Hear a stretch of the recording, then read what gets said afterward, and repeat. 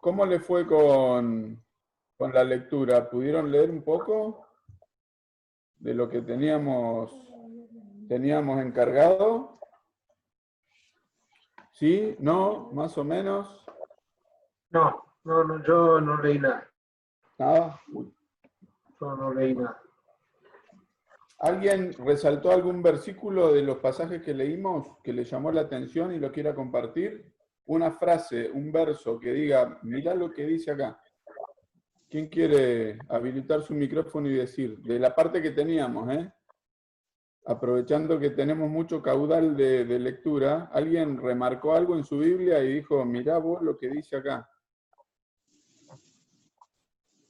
No tiene que ser ninguna revelación así nueva, pero que ustedes digan esto o lo recordé o lo resalté porque no lo sabía o no lo tenía en mi cabeza.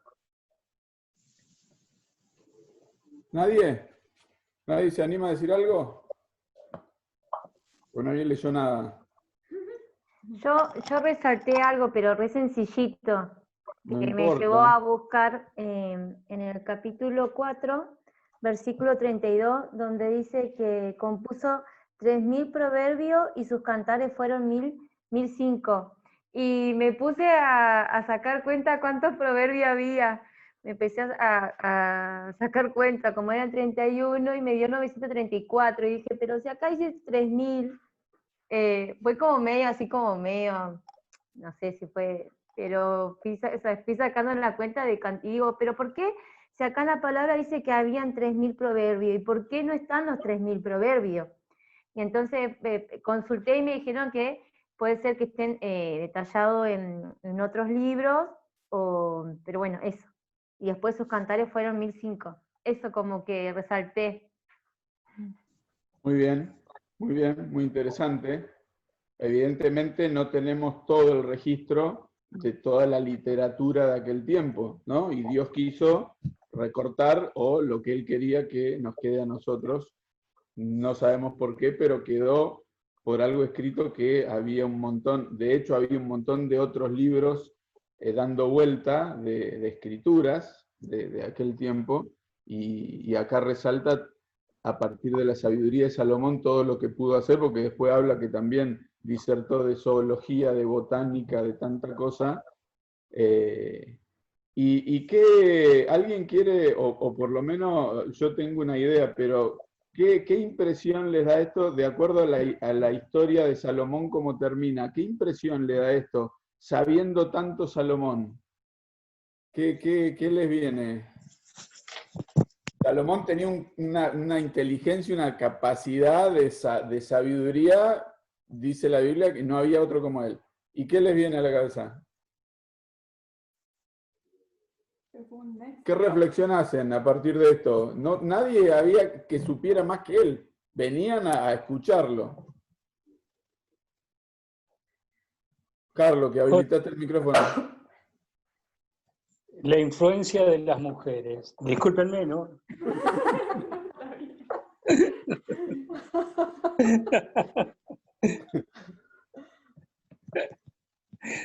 Evidentemente eligió mal a las mujeres que lo influenciaran.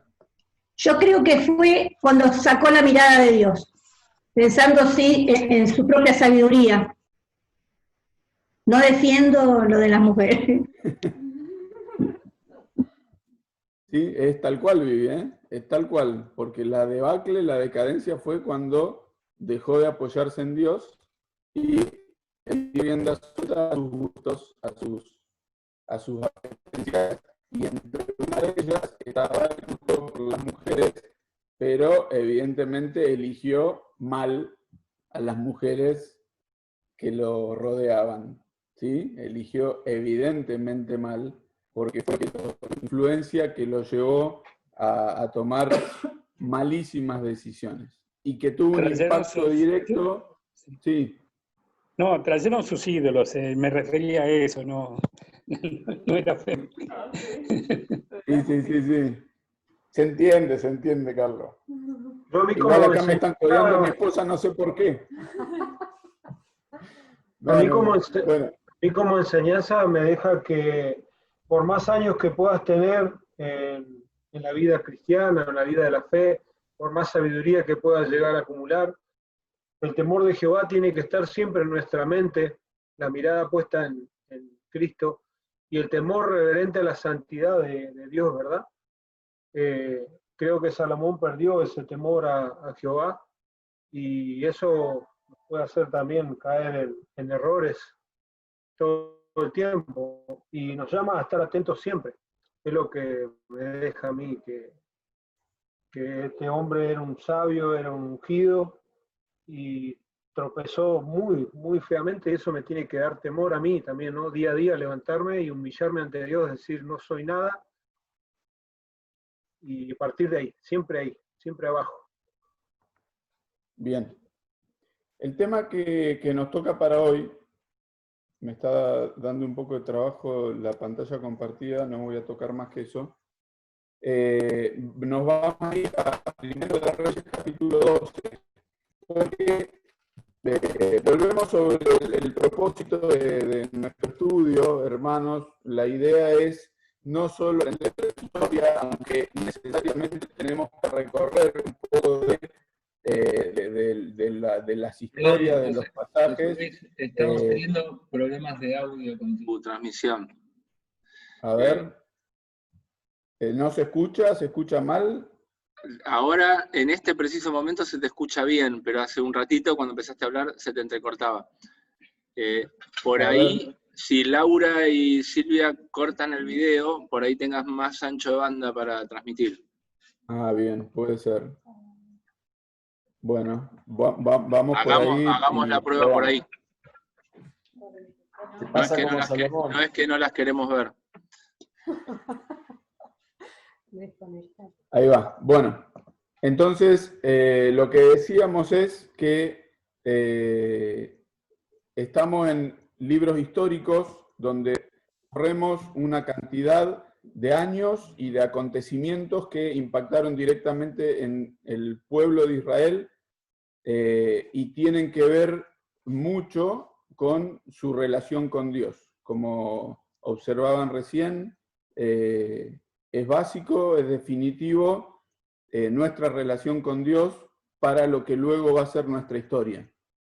Aún en nuestra historia de vida, en el recorrido que tenemos, en nuestras experiencias, en lo que nos va pasando, nuestra relación con Dios y lo que nosotros hacemos en función de esta relación, nuestra obediencia, nuestro observar lo que Dios quiere, el cumplir su voluntad, el ser obedientes, tiene que ver todo con nuestra vida, con nuestra historia. Entonces, nosotros habíamos visto este cuadro, el otro de la semana pasada, en la clase pasada, donde vimos cómo se relacionan en una línea de tiempo los libros que llevan, diríamos, la línea cronológica, que es lo que tenemos al centro. Debajo, cómo se van intercalando estos, los libros que se van superponiendo en el tiempo. Recién Marce hablaba de los proverbios y los cantares que había compuesto Salomón, y los tenemos justamente acá incluidos en el tiempo de Salomón porque fueron de su autoría. También tiene que ver con tiempos de su vida en relación con Dios, porque Eclesiastés, llegando al final de su vida de Salomón, puede hacer un análisis del mundo, de lo que está debajo del sol, y vemos que Dios queda como en otro plano, llegando a la conclusión que el temer a Dios es el todo del hombre, por eso queda para nuestra instrucción. Y en la parte superior, aunque no está, y lo explico porque el otro día no lo dijimos, no están los profetas ordenados con el mismo criterio de cronología, sí están ubicados de acuerdo al tiempo de los reinados, que algo vamos a ver hoy. Entonces, en el reino del norte, que lo tenemos acá ya iniciado o a la mitad de Primero de Reyes y casi todo Segundo de Reyes, estarían estos profetas Amós, Oseas, y quizá con Jonás también incluido acá en el norte, Y de los que no tienen libro, vamos a mencionar hoy, tendríamos que incluir al profeta Elías y Eliseo como centrales en el trabajo en el Reino del Norte, que eso también lo tenemos, quizá no para analizar centralmente, pero sí para tenerlo en cuenta. Entonces, pensando en esto, y nosotros ahora estamos parados en este punto, viene Saúl, David, Salomón, y estamos en esta intersección, en este punto, en esta divisoria de aguas, diríamos nosotros, donde nos vamos a encontrar con el reino dividido. Hasta ahora hay un reino que se había consolidado. Pensemos que la nación, en las 12 tribus, había 2 tribus más fuertes, más numerosas, más poderosas, que son Efraín por un lado, más en la parte central en el norte, y Judá. Eran las 2 casas, las 2 familias o tribus con más poderío militar, con más presencia territorial, con más capacidad económica, si se quiere, eran más numerosas en cuanto a gente, y de la casa de Judá estaba prometido el Mesías, el legislador del que habla Génesis. De la casa de Efraín, Efraín es el hijo de José, y José es quien en la herencia nacional queda como primogénito. Si hacemos un poquito de historia, Rubén, que era el primer hijo de Jacob, pierde su primogenitura por inmoral, por faltar al honor de su padre, se acuesta con una de las concubinas de Jacob, entonces es quitado por la deshonra que ha hecho. Rubén es quitado de la primogenitura y se le da este honor a José. Por eso José, la tribu de José, en la herencia territorial tiene 2 tribus que heredan, Efraín y Manasés. ¿Por qué 2? Porque el primogénito heredaba doble porción. Entonces, en el reparto territorial, Efraín y Manasés como herederos de la primogenitura. Cuando Salomón se hace grande y cuando muere, vamos a Primero de Reyes en el capítulo 12, donde el paso siguiente era que siguiera la línea real el hijo de Salomón, en este caso Roboam. Y nos encontramos con que, terminando esta placa, este cuadrito, repasamos, al dividirse el reino vamos a tener la casa de Judá por un lado, el reino de Judá, el reino del sur, y la casa de Israel o el reino del norte con 10 tribus que empiezan con el rey Jeroboam y luego se establece Samaria como la capital, establecida por Omri, que es un rey posterior. La tribu de Leví, la tribu sacerdotal, se suma a las tribus de Judá y Benjamín. Entonces, para ser estrictos, el reino del sur tenía 3 tribus que lo conformaban, Judá, Benjamín y Leví, aunque Leví no tenía una herencia territorial porque estaba distribuido en todo el país, pero luego de este cisma, de esta división, viene más que nada a instalarse en el sur. Entonces, ¿por qué nos encontramos con la división? ¿Por qué se rompe este reino que había iniciado con Saúl, conformando algo así como una primera unidad nacional? Saúl era de Benjamín, una tribu que estaba en el medio entre estas 2 grandes tribus, entonces funcionaba así como un árbitro y estaba muy bien pensado. Ahora, Saúl es sacado del reino y David y su devoción por Dios conforman y hacen que haya una unidad nacional.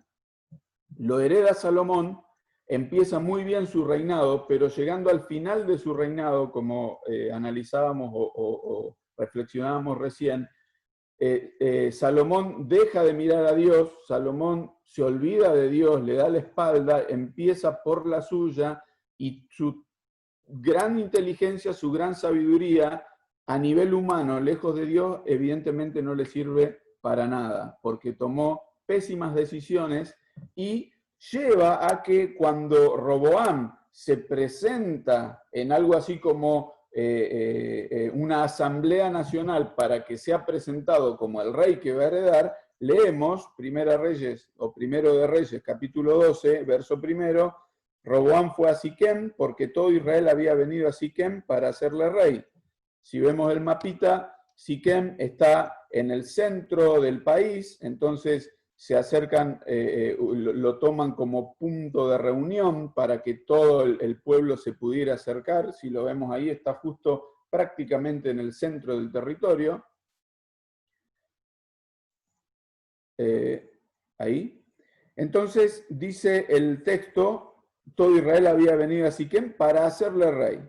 Y aconteció que cuando lo oyó Jeroboam, hijo de Nabat, que aún estaba en Egipto, a donde había huido de delante del rey Salomón y habitaba en Egipto, enviaron a llamarle.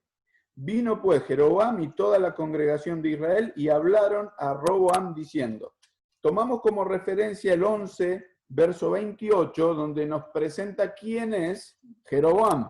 Nos dice quién es este que había tenido ya contacto con Salomón. Este varón, Jeroboam, era valiente y esforzado, y viendo Salomón al joven, que era hombre activo, le encomendó todo el cargo de la casa de José. ¿Quién era José? Efraín y Manasés.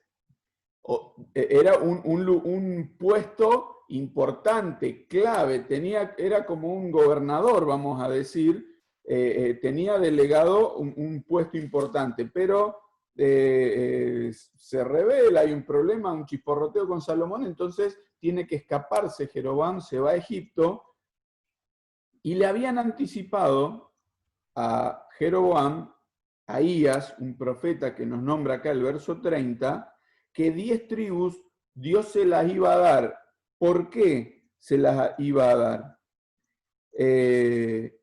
Dice el verso 33, por cuanto me han dejado y han adorado a Astoret, diosa de los sidonios, a Quemos, dios de Moab, y a Moloc, dios de los hijos de Amón, y no han andado en mis caminos para hacerlo recto delante de mis ojos, y mis estatutos y mis decretos, como hizo David, su padre. ¿Su padre de quién? Su padre de Salomón. Salomón, en su pecado, hace que Dios determine que iba a romper el reino y 10 tribus iban a ser dadas a este Jeroboam, un hombre que tenía referencia y parece que tenía ascendiente en el pueblo, en el norte, porque lo mandan a llamar. Cuando Roboam se junta con toda la gente y le dicen, bueno, aquí estoy para ser rey. Entonces volvemos al 12 y en el verso 4 le dice la congregación, mirá Roboam, tu padre agravó nuestro yugo, mas ahora disminuye tú algo de la dura servidumbre de tu padre y del yugo pesado que puso sobre nosotros y te serviremos. Le hacen una propuesta, ¿no? Van al heredero, al rey que próximo va a ser nombrado y mirá Roboam, nosotros accederíamos a que seas rey, pero nosotros quisiéramos que bajes un poco, en términos de nuestro, la presión tributaria. ¿Me están escuchando bien por ahí? Sí, José Luis, perfecto. Sí, sí. Porque acá me aparece un cartelito como que hay alguien para admitir y no lo puedo hacer. No sé si Fernando me puede ayudar. Ya lo admití, José Luis. Ah, bien, gracias. Porque se me salió la pantalla. Bueno, volvemos, seguimos. Entonces, bajanos un poco de la presión tributaria. Notemos que el planteo de la nación a Roboam es, mirá Roboam, mirá lo que estaba haciendo tu papá. Si vos corregís el rumbo, nosotros te seguimos. Ahora, ¿cuál era el rumbo que le estaba interesando a la nación? No eran los ídolos, no era el alejamiento de las cosas del Señor, no era esta la inquietud del pueblo. ¿Cuál era la cuestión del pueblo? La económica. Había una demanda de Salomón, lo habíamos visto ya, de que para tener los lujos y vivir en la ostentación que vivía Salomón y todo lo que tenía, había que sacarlo de algún lado. Entonces el pueblo dice, bajanos un poco de esto, sé un poco más blando, y nosotros te seguimos. Entonces Roboam pide 3 días para analizar esta propuesta. Ahora, más allá de esta opresión económica que es el disparador en el pueblo, hay una infidelidad religiosa que es la que Dios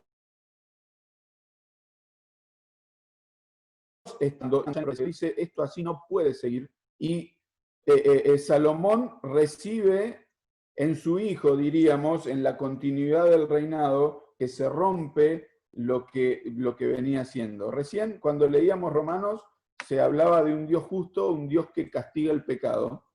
Y esto lo vemos claramente, gráficamente, en la vida de Israel con Dios, donde Dios tiene paciencia, donde Dios da oportunidades, y ante la testarudez del pueblo, Dios tiene que obrar como Él lo había anticipado. Entonces, a la opresión económica, que es la propuesta del pueblo, a la infidelidad de Salomón, religiosa, de culto, a la rivalidad que había ya entre las dos tribus poderosas y que no veían con buenos ojos el poder del otro. Había esa rivalidad que David había sabido juntar y había sabido manejar, y que vuelve a tener preponderancia en este tiempo. Ahora se le suma la ineptitud de Roboam, un rey que no era un adolescente, tenía más de 40 años cuando está en esta situación. Entonces, el verso 6 de donde estamos leyendo dice que pidió consejo. Muy buena actitud, pedir consejo. Primero pide consejo a los ancianos, a los que habían estado con Salomón, que le dicen algo muy criterioso y de mucha lógica. Mira, Roboam, si vos los presionás, vas a tener problemas. Baja un poco, tené bondad, tené un poco de simpatía, de empatía, que hoy está de moda, y la gente te va a seguir, porque vos le vas a hablar con más o menos las cosas que están pretendiendo. Tenés que negociar de algún modo. Entonces, por otro lado, en el verso 8 dice que pidió consejo a los jóvenes que se habían criado con él, a los cumpa, a los de su edad, diríamos nosotros, y le dan otra cosa diametralmente opuesta. Dice, mirá, vos tenés que poner mano dura, vos tenés que dejar bien claro que el que manda sos vos, y entonces le dice, vos decile que no va a disminuir nada, y que según el verso 10, el dedo menor mío es más grueso que los lomos de mi padre. Se Roboam, acá mando yo, y se acabó la discusión.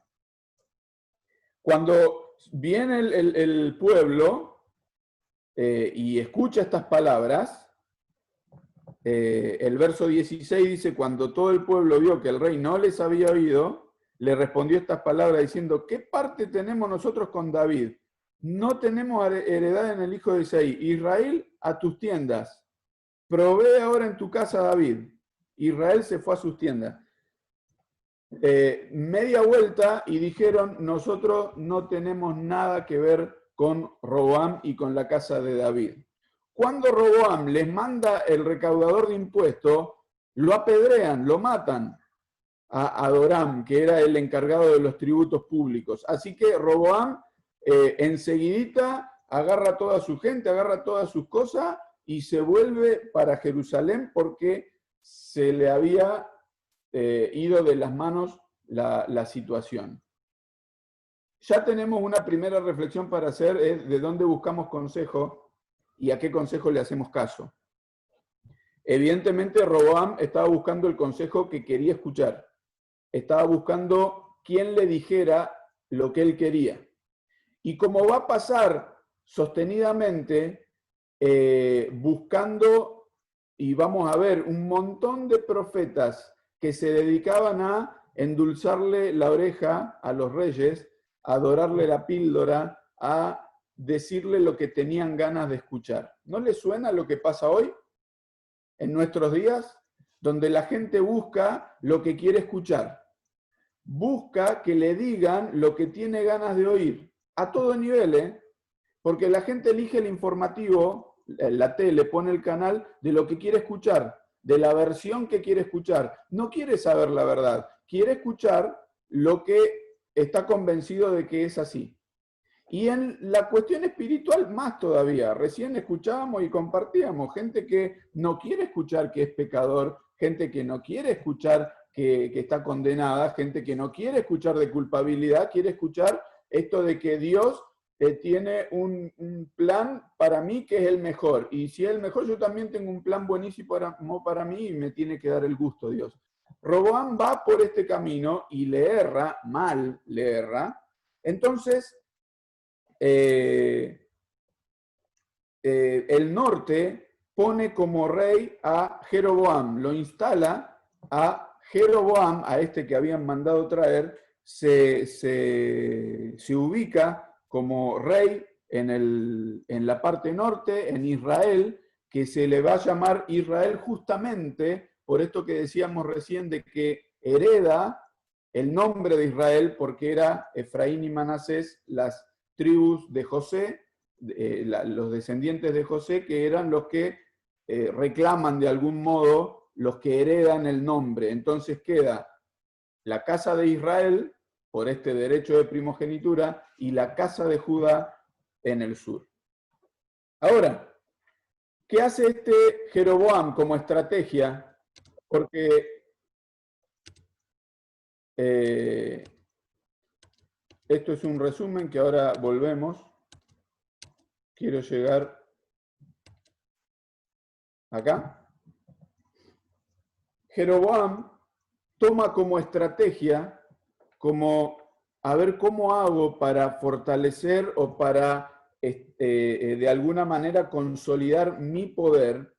Dios le había de algún modo concedido el que tuviera el norte, las 10 tribus, y le había anticipado de que si era fiel iba a poder tener la buena voluntad de Dios con él. Ahora, dice el verso 25, de acá de donde estamos, reedificó Jeroboam a Siquem en el norte, en el monte de Efraín, habitó en ella, y saliendo de allí reedificó Penuel. Y dijo Jeroboam en su corazón, ahora se volverá el reino a la casa de David, si este pueblo subiera a ofrecer sacrificio a la casa de Jehová en Jerusalén, porque el corazón de este pueblo se volverá a su señor Roboam, rey de Judá, y me matarán a mí, y se volverán a Roboam, rey de Judá. ¿En quién está confiando Jeroboam? ¿En la palabra de Dios? Evidentemente no, porque Dios le había dicho a Jeroboam, si vos cumplís con mis mandamientos, yo te voy a permitir tener el reino. Jeroboam no confía en esta palabra, y entonces dice, yo voy a tomar alguna estrategia política, alguna forma que me haga retener a la gente conmigo y que se queden conmigo. Entonces el verso 28 dice que habiendo tenido consejo, hizo el rey 2 becerros de oro. Y dijo al pueblo, bastante habéis subido a Jerusalén. He aquí tus dioses, oh Israel, los cuales te hicieron subir de la tierra de Egipto. Y puso uno en Betel y el otro en Dan, y esto fue causa de pecado porque el pueblo iba a adorar delante de uno hasta Dan. Hizo también casas sobre los lugares altos e hizo sacerdotes de entre el pueblo que no eran de los hijos de Leví. Entonces instituyó Jeroboam fiesta solemne en el mes octavo a los 15 días del mes, conforme a la fiesta solemne que se celebraba en Judá, y sacrificó sobre un altar. Notemos, entonces, que hace estas tres cosas que tenemos acá en la placa. En primer lugar, dice que la gente no se me vuelva a Jerusalén. Dios había indicado que 3 veces al año tenían que ir al templo, a donde Él pusiera su presencia, se tenían que acercar y adorar el nombre de Dios. Entonces dice, voy a hacer que no vayan a Jerusalén, al reino del sur. Entonces puso, y si volvemos al mapa que teníamos hace un ratito, notemos que cerca de la frontera, acá la línea blanca acá en el centro sería la frontera entre el norte y el sur. Ahí está Betel. En ese lugar instala un ídolo. Y en la punta norte, acá yo no lo alcanzo a ver porque me lo está tapando el cartelito, pero por ahí arribita, en Dan, ¿se acuerdan cuando hablábamos de que se nombraba desde Dan hasta Berseba? Dan la punta del norte, Berseba la punta sur. Entonces instala otro ahí. ¿Para qué? Para que le quede más cómodo. Entonces el que tenía que peregrinar dice, ¿para qué me voy hasta Jerusalén? Este lo tengo más cerca. Me quedo acá.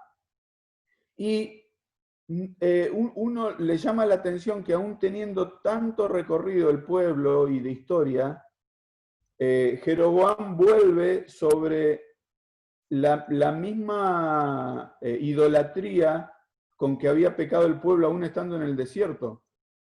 Jeroboam había vivido mucho tiempo en Egipto, trae la idea de los reyes, las figuras de Egipto, entonces les instala y les dice al pueblo, acá están tus reyes, tus dioses, Israel, no hay necesidad de ir a Jerusalén. Otra cosa que hace es decir, ahora el que quiera puede ser sacerdote. Si vamos al segundo de Crónicas, dice el capítulo 11, verso 14, esto que decíamos de los levitas, de la tribu sacerdotal. Los levitas dejaban sus ejidos y sus posesiones y venían a Judá y a Jerusalén, pues Jeroboam y sus hijos los excluyeron del ministerio de Jehová. Y él designó sus propios sacerdotes para los lugares altos, para los demonios y para los becerros que él había hecho. Dice el capítulo 13, verso 9, ¿no habéis arrojado vosotros a los sacerdotes de Jehová, a los hijos de Aarón y a los levitas, y os habéis designado sacerdotes a la manera de los pueblos de otras tierras, para que cualquiera venga a consagrarse con un becerro y 7 carneros, y así sea sacerdote de los que no son dioses? Esta era la forma de postularse y de ganarse un lugar en el ministerio con estos dioses que había instalado Jeroboam. Traía un becerro y 7 carneros, listo, venga, consagrado. A los levitas los sacan, entonces los levitas, ¿por qué optan? Por irse al sur, por irse a donde estaba el templo. Se instalan en la parte sur porque son prácticamente excluidos, expulsados del norte del país, del reino de Israel. Ahora notemos en el verso 15 que leíamos recién, 11:15, sacerdotes para los lugares altos. Los lugares altos en el tiempo, en este tiempo bíblico y en los tiempos de la antigüedad, los lugares altos se entendía, se concebía que era el lugar donde bajaban los ángeles, donde ahí se asentaban. Diríamos nosotros hoy, el Uritorco, que ahí están los ovnis, cualquiera que quiere ir a ver un ovni tiene que ir a ese lugar, porque, bueno, los lugares altos tenían como ese atractivo, entonces ahí ponían sus lugares de adoración, iban ahí donde estaban los espíritus, donde estaban los que venían de la esfera espiritual. Ahora, luego dice para los demonios. La palabra esta demonio, la traducción del hebreo Sair, es peludo, o cuernos de carnero, o faunos. ¿Vieron en la mitología griega los faunos, que son personas, pero con características de animales? Hay una película, la de Narnia, que la chiquitita, la nena, se encuentra con un fauno que tiene cuerpo de persona, cara de persona, pero cuernos de carnero y patas de carnero. Así era una representación, o es una representación del demonio, pero estos faunos es otra de las líneas por las que toman de los pueblos paganos para adorar. Y los becerros, que ya estaban instalados y eran el lugar de culto que este rey pone. Por eso habla repetidamente de que Jeroboam pecó e hizo pecar al pueblo. No le alcanzó con él ser idólatra, sino que hizo que todo el pueblo siguiera la idolatría.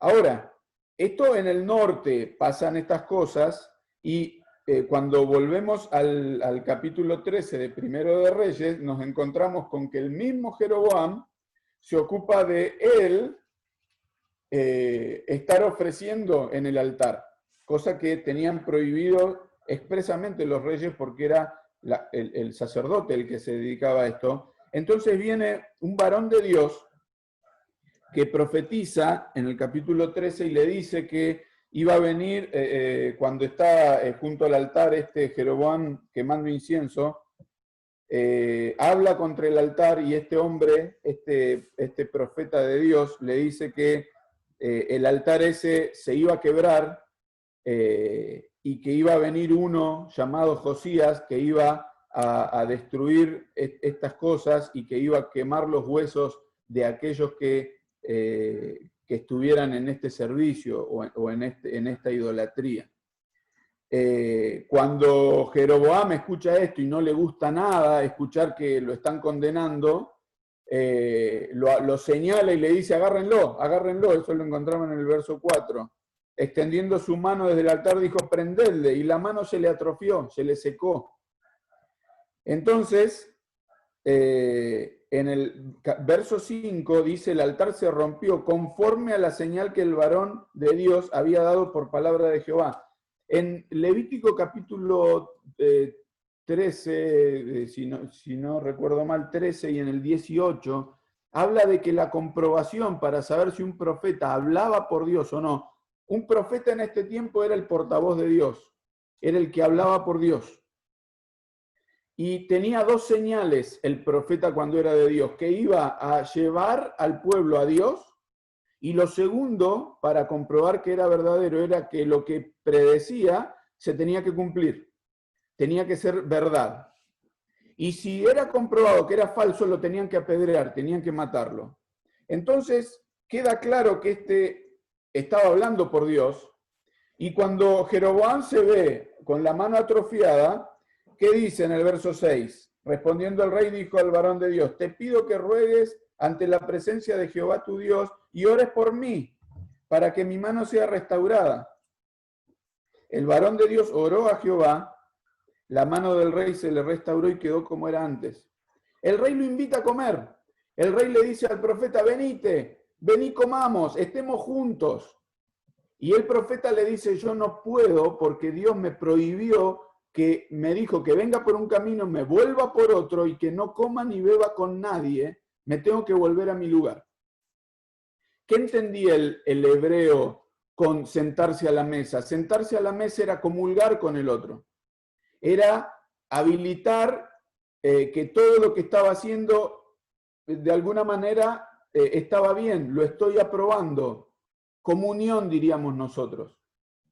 Es el mismo concepto para nosotros en el Nuevo Testamento cuando Pablo dice: con el tal ni aún comáis. ¿Con cuál? Con el que diciéndose creyente está pecando, está obrando directamente en contra de Dios. Entonces, con el tal ni aún comáis, no se junten. Entonces, Jeroboam tiene una actitud, la actitud que también se repite mucho hoy, cuando está en problemas, cuando está la situación complicada,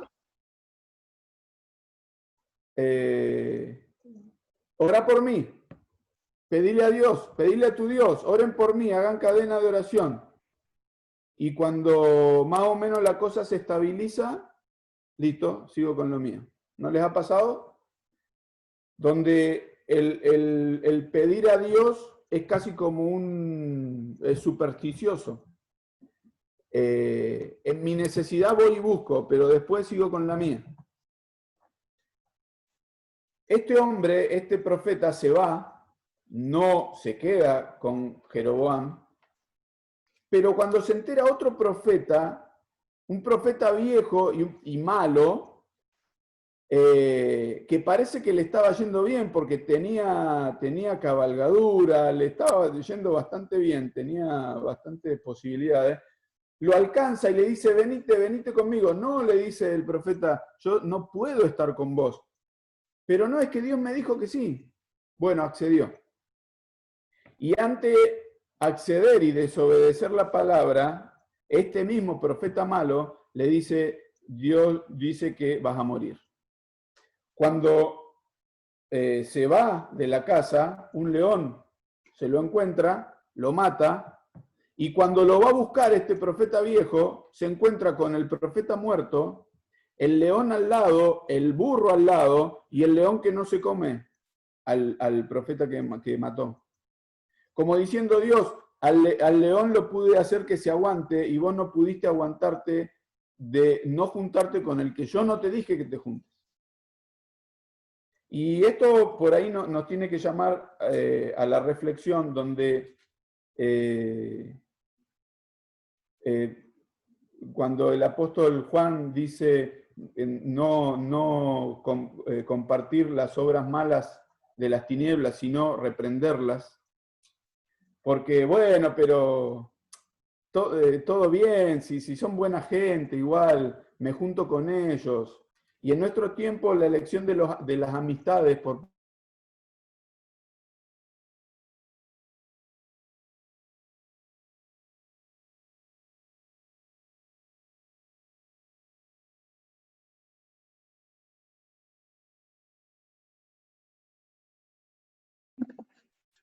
juntos para de alguna manera estar tranquilo, que estamos juntos en lo malo. Por eso cuando están los profetas falsos, van y buscan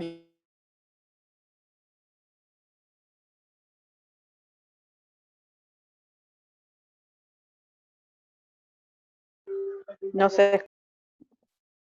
Se corta, José. Sí, José Luis, te estamos perdiendo.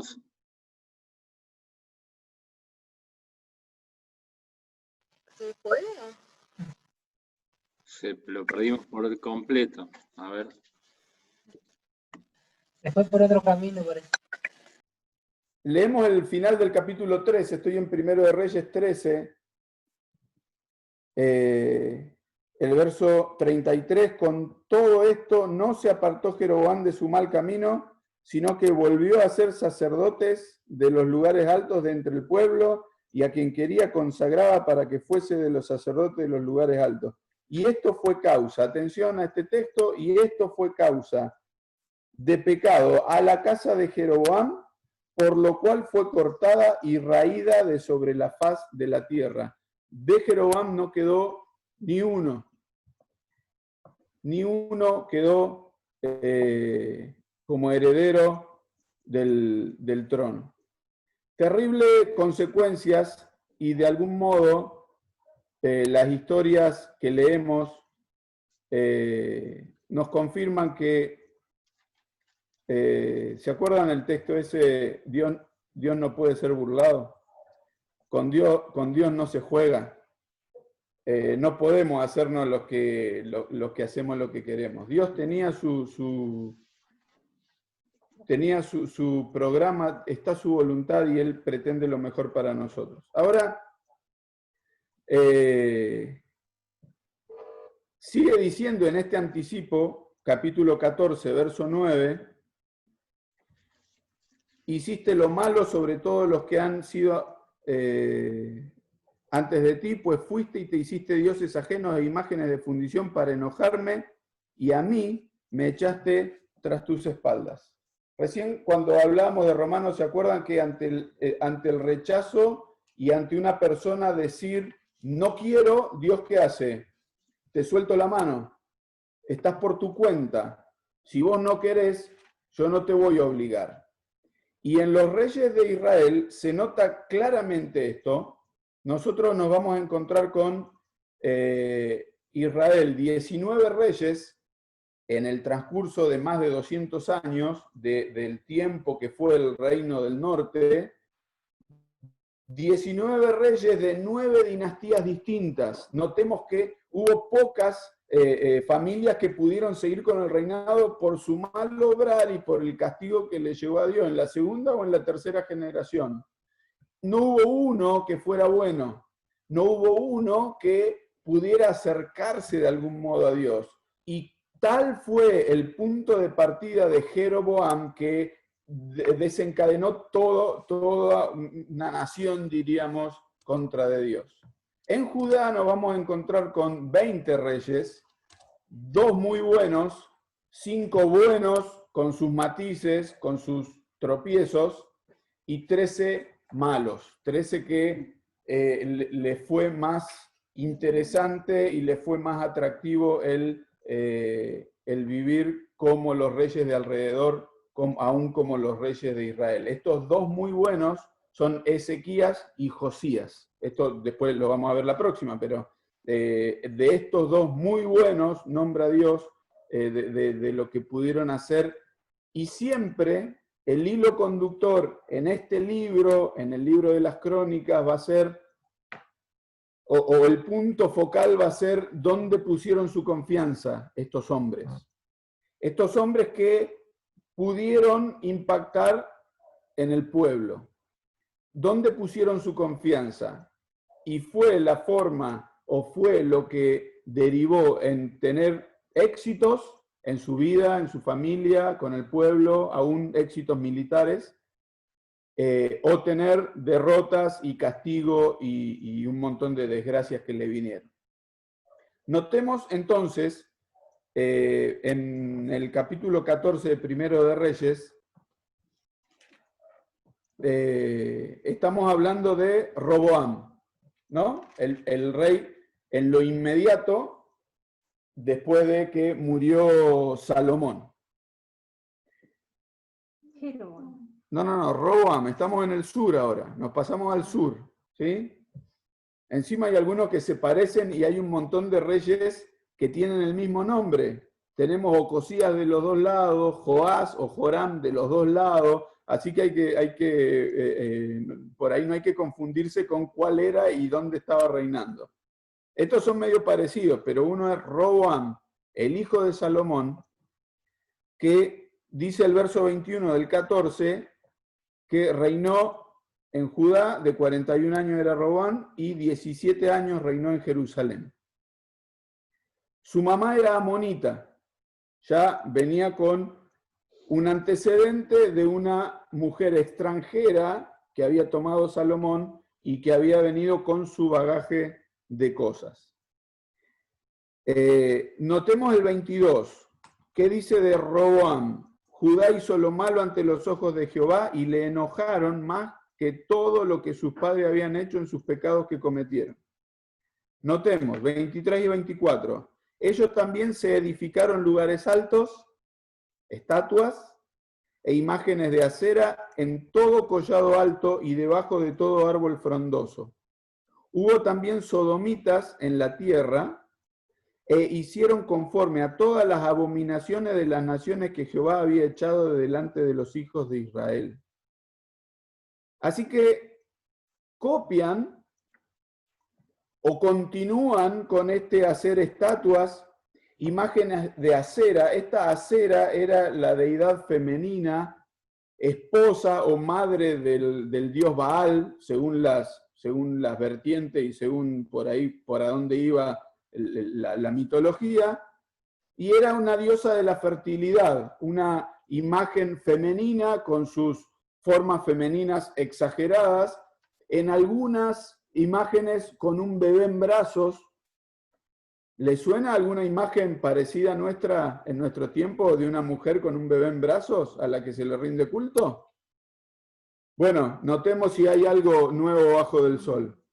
Y como era diosa, una deidad femenina y de la fertilidad, un símbolo de ella era poner la imagen de esta figura femenina al lado de un poste, al lado de un palo alto, complementando el signo de lo sexual, de otro símbolo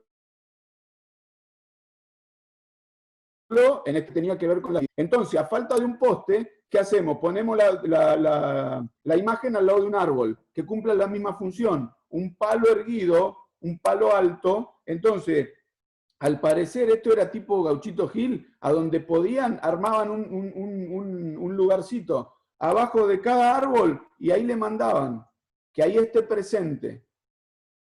Y en el rito, en el culto de notemos cuánto tiempo pasó de un pueblo consagrado a Dios que tenía el templo donde Dios había establecido su presencia, su lugar de asiento.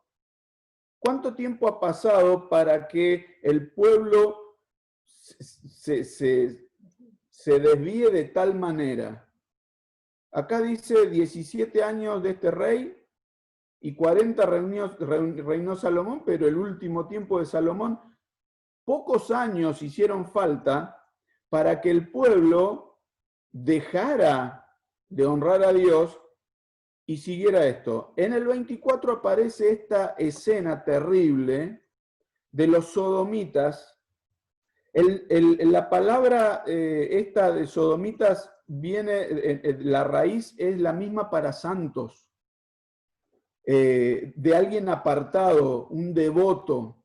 El tema es que estos santos, diríamos, eran hombres que se prostituían en los lugares de culto a estos dioses. Esa era la escena baja, inmoral, con la que se manejaban estos dioses. Uno se pregunta por qué era tan atractivo, por qué era dar rienda suelta a cualquier bajo instinto y estaba todo habilitado. ¿Dios qué proponía? Dios proponía una vida llevada de acuerdo a sus leyes. Y esto que proponían, hacer lo que te venga porque está todo bien.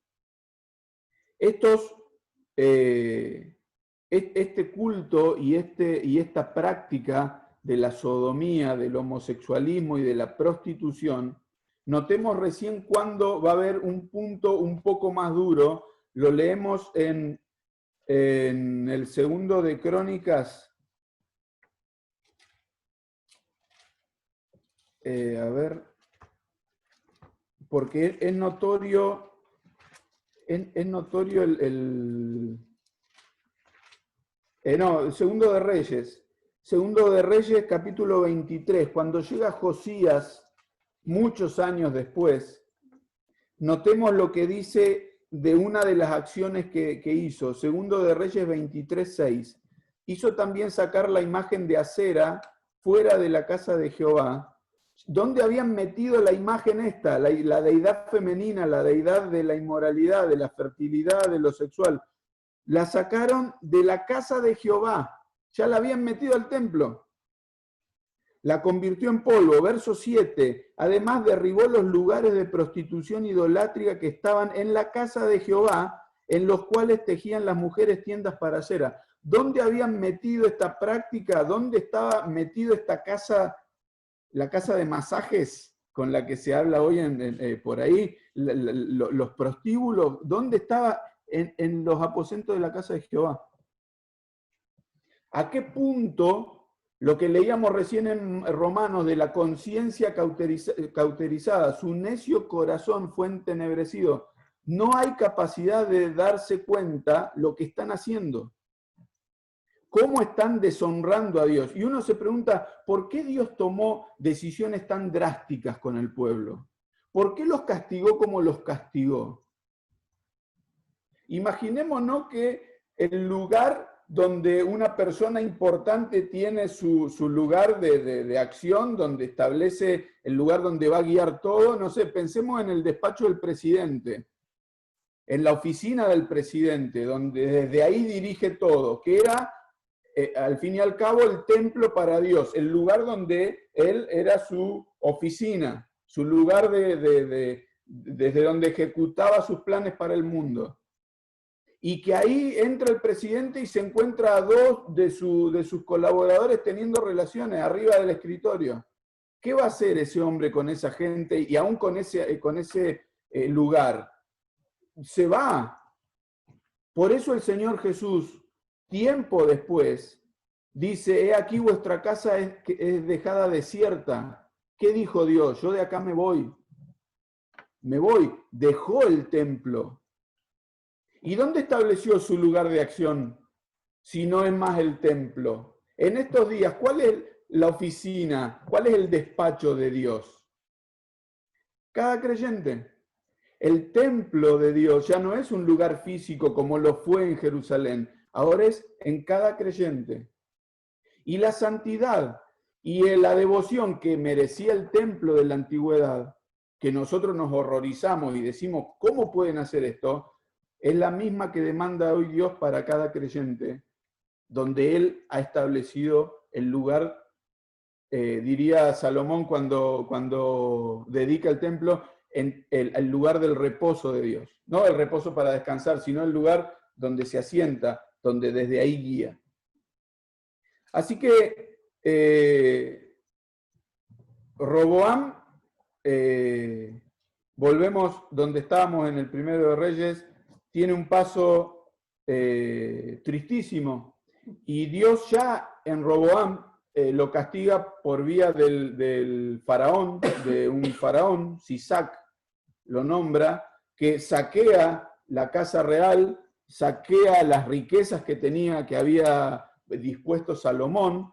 Salomón había fabricado unos escudos de oro lujosísimos, y el faraón se lleva todo y Roboam tiene que reemplazarlos por escudos de bronce, porque no le dio el cuero para hacer de oro, así que los tiene que reemplazar con unos de bronce. Los tuvo que hacer un poco más barato porque queda sin nada, y enseguida es castigado el reinado de Roboam. Ahora, a Roboam lo sucede Abiam, que lo declara la Biblia como un rey malo, no bueno. Y a continuación viene el rey Asa, que en el rey Asa es uno de los reyes destacados como buenos, y vamos a notar rápidamente, muy rápidamente, algunas cositas como para que después revisemos. Esto insistimos en que es muy largo, pero algunos acontecimientos tenemos que verlo para ver por dónde va van los acontecimientos. El reinado de Asa está más explicado en el segundo de Crónicas, en el capítulo 14, desde el 14 hasta el 16, y dice algo llamativo en el verso primero, que tuvo sosiego el país por 10 años, cosa que no venía teniendo Israel por las incursiones de los enemigos, por todo lo que estaba pasando. Y en el tiempo de este rey Asa, que el nombre quiere decir sanador o médico también, dice el verso 2, hizo Asa lo bueno y lo recto ante los ojos de Jehová su Dios. Lo bueno y lo recto. Sus antepasados vienen medio cruzados a lo que Dios pedía, y este rey dice en el verso 3 que quitó los altares del culto extraño, quebró las imágenes y destruyó los símbolos de acera. Acá tenemos esto que decíamos, las imágenes por un lado y los símbolos también los saca. Así que hay un trabajo de limpiar, y en el 4 dice, mandó a Judá que buscase a Jehová, el Dios de sus padres. Dice el verso 5 que quitó de todas las ciudades de Judá los lugares altos y las imágenes, y estuvo el reino en paz bajo su reinado. Es notable esto, y lo resaltamos porque en un tiempo convulsionado, Dios puede darles tranquilidad a un pueblo por los buenos actos de su dirigente. Y a continuación, el verso 7, al tener paz, empiezan a edificar, empiezan a construir, se ponen en campaña para levantar, para fortalecerse, y dice el final del verso 7, edificaron pues y fueron prosperados. Ahora, puede formar un ejército importante de más de 500.000 hombres, pero cuando está la cosa tranquila y cuando ha habido un tiempo bueno, viene la prueba. Y del sur de África, de Etiopía, de Sudán, de Libia, dice también, viene un ejército de 1.000.000 de soldados con un tal Sera. Eso lo vemos en el verso 9. Vino hasta Maresa, un lugar por ahí cercano. Entonces salió Asa con su gente. ¿Y qué hace Asa? Verso 11. Clamó Asa a Jehová su Dios y dijo: oh Jehová, para ti no hay diferencia alguna en dar ayuda al poderoso o al que no tiene fuerza. Ayúdanos, oh Jehová Dios nuestro, porque en ti nos apoyamos y en tu nombre venimos contra este ejército. Oh Jehová, tú eres nuestro Dios. No prevalezca contra ti el hombre. ¿Qué le está diciendo Asa a Dios? Dios, nosotros venimos en tu nombre. Si estos nos ganan, el que perdés sos vos. Ayúdanos. Dios contesta la oración, dice que deshizo Jehová a los etíopes y huyeron los etíopes, ganan un tremendo botín porque ganan riqueza, ganado, montonazo, y vuelven a Jerusalén, y un profeta en el capítulo 15 le sale al encuentro y le dice en el verso 3, o leemos el verso 2, Jehová estará con vosotros si vosotros estuvierais con él. Y le buscaréis, y si le buscaréis, será hallado de vosotros. Mas si le dejaréis, él también os dejará. Muchos días ha estado Israel sin verdadero Dios y sin sacerdote que enseñara y sin ley. Pero cuando en su tribulación se convirtieron a Jehová Dios de Israel y le buscaron, él fue hallado de ellos. Hermosa porción. Había un trato, un contrato de Dios con el pueblo, establecido desde el tiempo de Moisés. Un contrato de subordinación, donde Dios dice, si vos haces lo que yo te digo, yo te voy a ayudar. Yo te voy a bendecir. Si vos me buscás, me vas a encontrar. Donde vos te subordinás a mí y yo te voy a proteger. Yo voy a estar con vos, te voy a bendecir. No pensemos que esta bendición tenía que ver con el dinero, porque el reino del norte le estaba yendo muy bien económicamente. Habían hecho alianzas con los fenicios, con los del norte. Tenían una economía que florecía, no les iba mal económicamente. Por eso a veces nosotros no nos tenemos que confundir que, mirá cómo te bendijo Dios porque tenés muchas cosas. Entonces cualquier corrupto, cualquier político corrupto, Dios lo bendice porque tiene mucha plata. No es eso. Que Dios nos va a dar lo que necesitamos, obviamente, pero no es ese el lugar donde ponemos nuestra línea para saber el grado de aprobación de parte de Dios.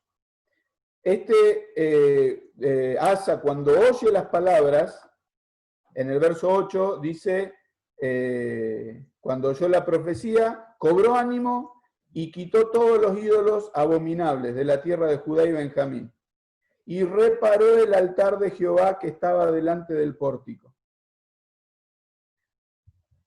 Notemos lo que obra la palabra escuchada, donde hay una actitud y un buscar a Dios. Acá habla de reparar el altar. El altar tiene que ver con el momento de devoción del pueblo, el momento devocional del pueblo. Los sacerdotes tenían que ofrecer 2 veces al día holocausto, por la mañana y por la tarde. ¿Se acuerdan el Señor Jesús cuando fue ofrecido? ¿A qué hora fue crucificado? A las 9 de la mañana, cuando era el horario del holocausto de la mañana. Y a las 3 de la tarde el Señor entrega el Espíritu. A la hora del holocausto de la tarde, el Señor Jesús es ofrecido en esos términos. Y el altar del pueblo en el templo tenía que ver con su devoción por Dios.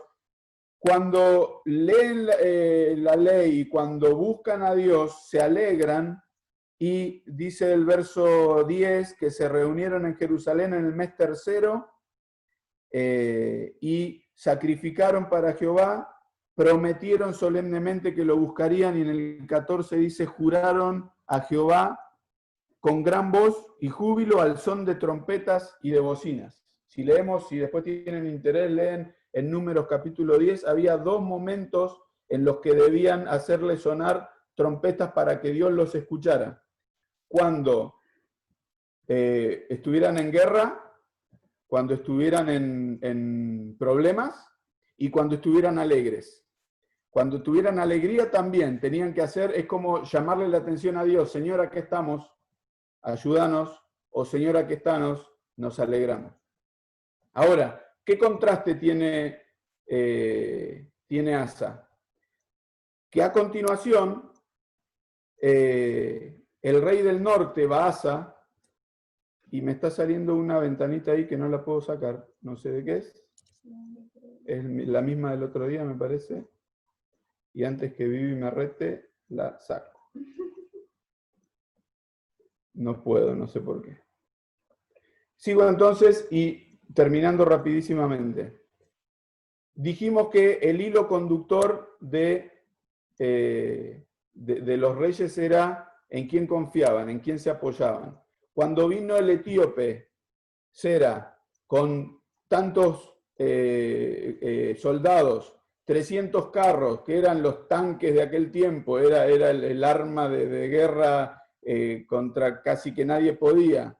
Y por eso el pueblo de Israel estaba prohibido de tener caballos, porque en el caballo estaba la confianza, en el caballo estaba decir, yo tengo el poder, como decía una historieta de mi niñez.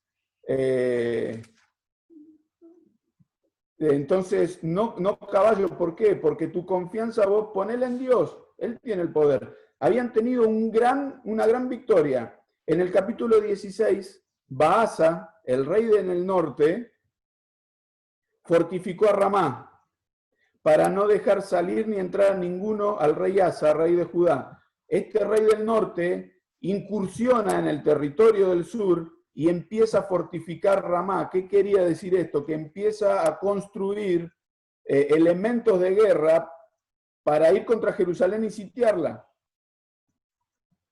Y ante el miedo de Asa de que le ocurriera esto, ¿qué hace Asa? Toda la plata y el oro que ellos habían metido habían dedicado en el templo un tiempo antes, lo saca y se lo manda al rey de Siria, a Ben-Hadad, para hacer una alianza y para decirle, che, Ben-Hadad, dame una mano. Toma esta plata y vos hacele guerra a Baasa en el norte, entonces me va a dejar de molestar a mí.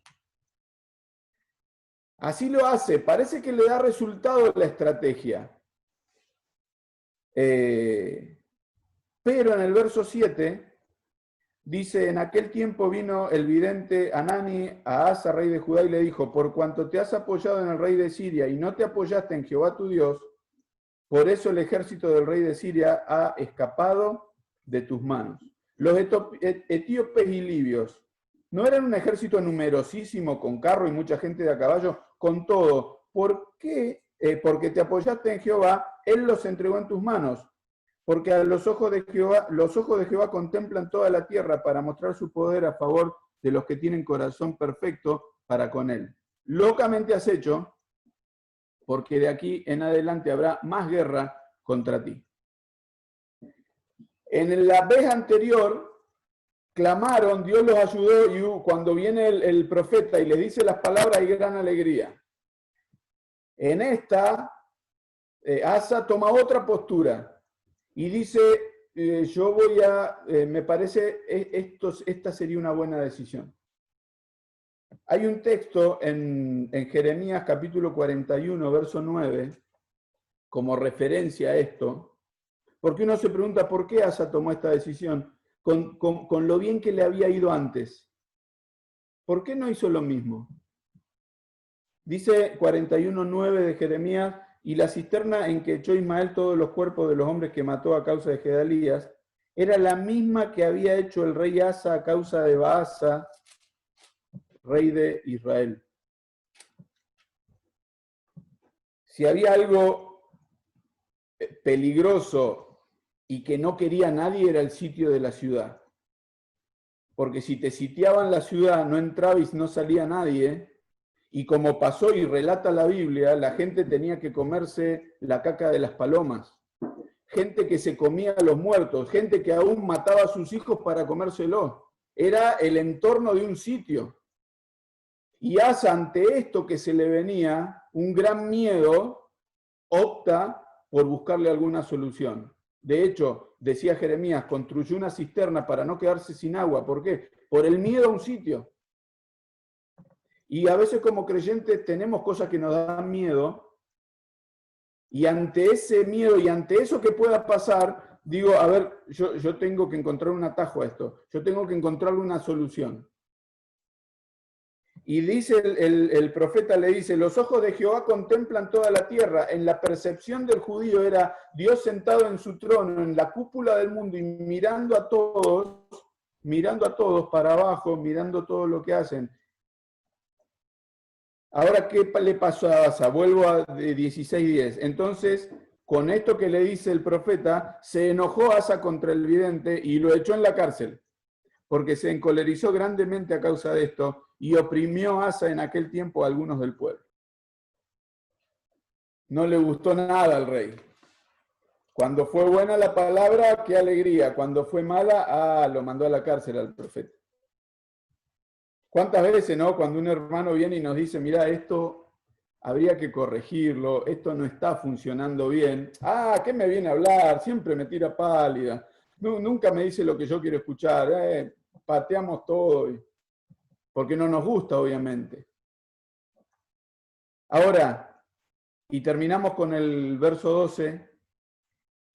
En el año 39 de su reinado, Asa enfermó gravemente de los pies, y en su enfermedad no buscó a Jehová, sino a los médicos.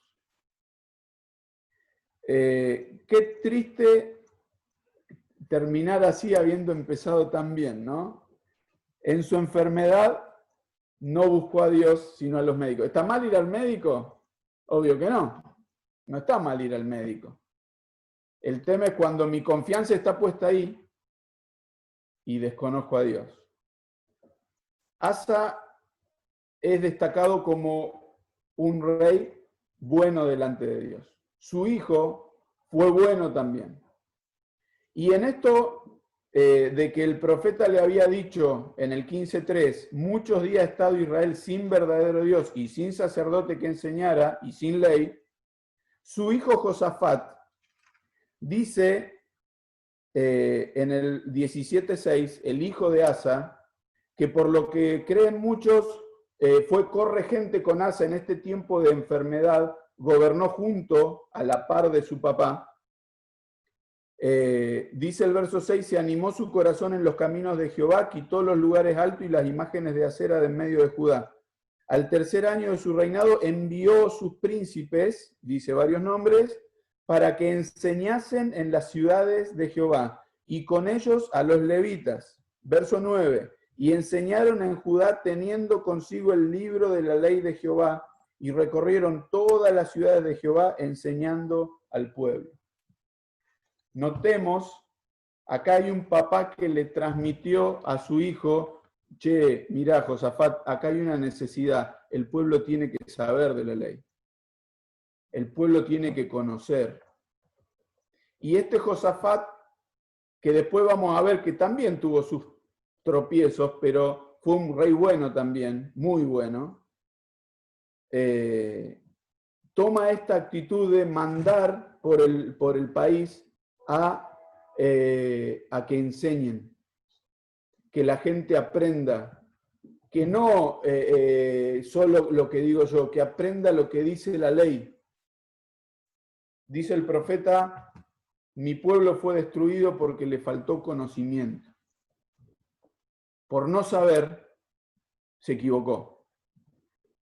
Y nosotros, como creyentes, tenemos el deber de conocer y de obedecer. para ser bendecidos y para tener lo que tuvo Asa, estas experiencias de palpar el poder de Dios y cómo obró en su vida. Lo vamos a dejar acá porque ya la hora se pasó, pero seguimos con esta tónica o con esta idea. Yo les voy a dar un pequeño trabajito como para adelantar, muy fácil, hay que leer. Lo lamento, muchachos, pero hay que leer. Pero leyendo de la experiencia de esta gente, yo quiero cerrar con lo que empezamos cada clase. Todo esto sucedió como ejemplo para nosotros, a quienes han alcanzado los fines de los tiempos, los fines de los siglos. Nosotros vemos la historia y decimos, no, ¿qué hizo? ¿Por qué hace esto? Y capaz que si los reyes miraran nuestra vida dirían, che, ¿y Bosnia? ¿Y qué onda? Porque a veces, después de una gran victoria espiritual y que nos pone contentos y que vemos al Señor obrar, no quiere decir que ya está.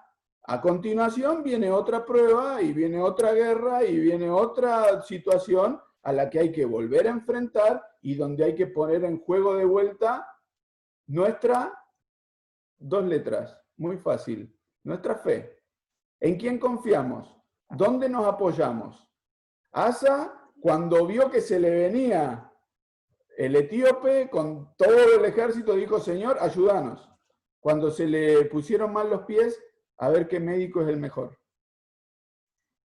Y decimos, pero está el Señor. Y lo tomamos para nosotros, ante la situación, ante los problemas.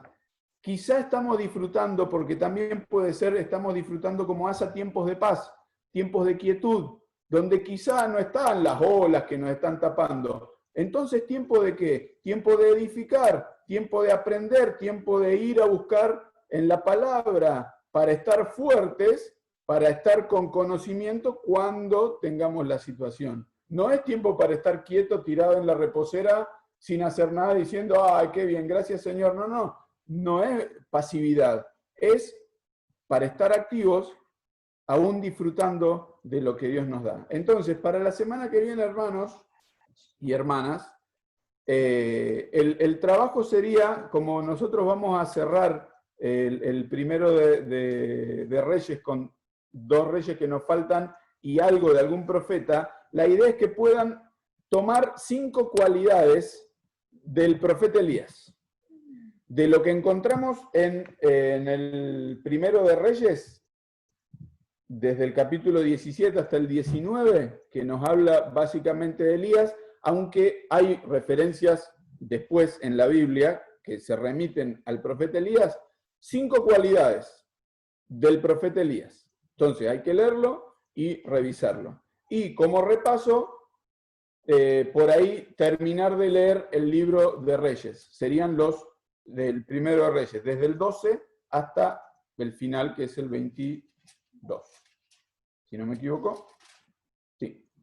Hasta el 22.